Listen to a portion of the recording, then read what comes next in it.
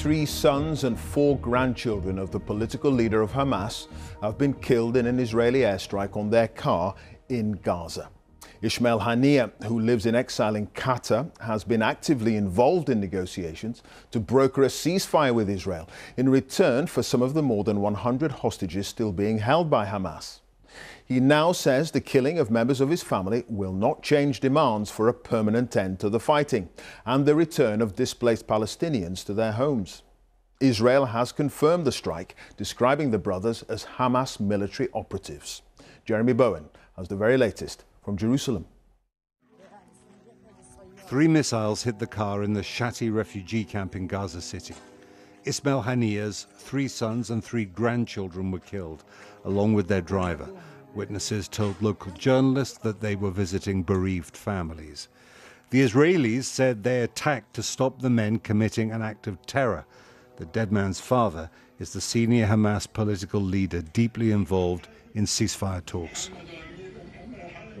Ismail Haniyeh was in Qatar when he was told his sons were dead. Their blood, he said, was no more precious than that of any Palestinian, and Hamas would not change its position on a ceasefire. Killing members of Ismail Haniyeh's family might strengthen suspicions that Israel's Prime Minister does not want a ceasefire deal with Hamas and will buy time by sabotaging the talks. For Muslims, this day is supposed to be joyful. It is Eid al-Fitr, the celebration at the end of Ramadan. Even in Gaza, this is Rafah, where life was always hard, Eid was a respite. This year, graveyard visits instead of presents, sweet treats, and new clothes for the children. Ahmed is at her son Hossam's grave, one of more than 33,000 Palestinians killed by Israel. I'm asking God to take revenge on Israel and America. May they suffer too. Oh God, have their children killed and their wives widowed. They destroyed our house. We live on the street. Gaza is drowning in destruction, darkness and damnation. Ben Gurion University, about 25 miles from Gaza, looks tranquil. But more than 100 students and staff from here were killed or taken hostage on the 7th of October. 6,500 students were mobilized, among them 3 young men just back from Gaza after months in combat. Tell me what the impact of the 7th of October was on you. I think everybody here is related somehow to what happened. Everybody knows someone that was kidnapped, that was killed. It's all around the country. I mean, you saw Palestinian civilians inside Gaza, and they've been going through hell. What was going through your mind? I think many of them aren't innocent, and I think it will be really hard to find those that are innocent, but it doesn't mean I think everyone should get hurt. And what's the future going to be with the Palestinians next door? I think that if you'd have asked me this question on October 6th, then I would say definitely yes. I would just do a Palestinian state, let them live over there, we'll live over here, and we'll all coexist, and everything will be nice.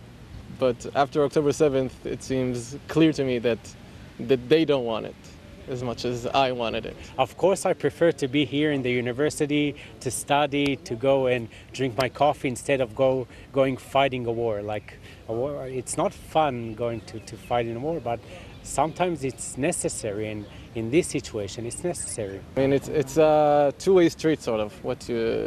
Like your question. I mean, it feels kind of Israel's responsibility to not radicalize Gazans, but where's Gazans' responsibility towards us? You know, I mean, if we ever want to coexist, if we ever want a two-state solution, we need responsibility on both sides. We need accountability. At the north end of Gaza, the fences that did not stop Hamas have been repaired. Last week, after international anger about the humanitarian catastrophe in Gaza, Israel promised to open this crossing, Erez, to allow aid directly into the north, which faces famine. It is still shut. Prime Minister Netanyahu is under a lot of pressure at the moment from the Americans who want a ceasefire and for him to open the gates of Gaza to unlimited amounts of humanitarian aid. From the hostage families who want to deal with Hamas to get their people back. And from the ultra-nationalists in his own coalition who've said that if that offensive into Rafah doesn't go ahead, then they will bring down his government. North Gaza, gripped by hunger and disease, is on the other side of the wall. When the siege was imposed, the Israeli defense minister said they were fighting human animals. 6 months on, Israel's allies say its 1,200 dead on the 7th of October did not give it license to kill and destroy so much. Prospects for those ceasefire talks are not looking good at the moment, not just because of the attack on Ismail Haniyeh's family. It's also because the two sides are way apart. Hamas has their position, essentially saying in return for the hostages, Israel has to eventually fully pull out of Gaza. Israel, meanwhile, wants to do that military operation in Rafah, which the Americans are against. Now, a couple of days ago, I was wondering whether it's clearly not the end of the war, but maybe the beginning of the end game. I don't think that is the case.